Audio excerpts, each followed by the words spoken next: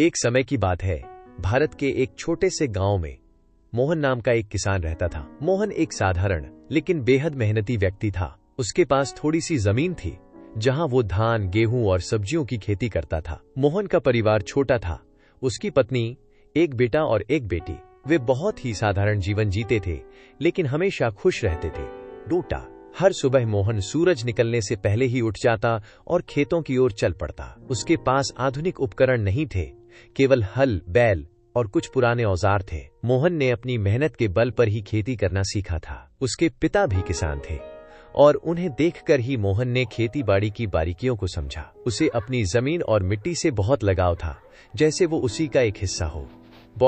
गांव के हालात हालांकि बहुत अच्छे नहीं थे। बारिश के मौसम में अक्सर बाढ़ आ जाती और गर्मियों में सूखा पड़ता। इन विपरीत परिस्थितियों के बावजूद मोहन हमेशा अपनी पूरी मेहनत से खेतों में काम करता, ताकि वो अपने परिवार के लिए पर्याप्त अनाज जुटा सके। वो जानता था कि खेती में चुनौतियां आती हैं, लेकिन उसने कभी हार मानने का नाम नहीं लिया। एक साल गांव में बहुत ही भयंकर सूखा पड़ा।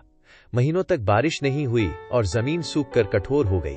कुएं और तालाब भी सूख गए और पानी की भारी कमी होने लगी। फसलें धीरे धीरे मुरझाने लगीं और गांव के किसान हताश हो गए। कई किसानों ने खेती छोड़ दी और दूसरे काम की तलाश में शहरों की ओर रुख कर लिया। लेकिन मोहन ने हार नहीं मानी। वो जानता था कि अगर उसने भी हिम्मत खो दी तो उसके परिवार का भविष्य अंधकारमय हो जाएगा। उसने सोचा कि पानी की कमी को दूर करने का कोई उपाय खोजना होगा। मोहन ने गांव के एक पुराने और बंद पड़े कुएं को दोबारा इस्तेमाल करने का निर्णय लिया। ये कुआं बहुत गहरा था और सालों से किसी ने इसका उपयोग नहीं किया था। मोहन ने दिन रात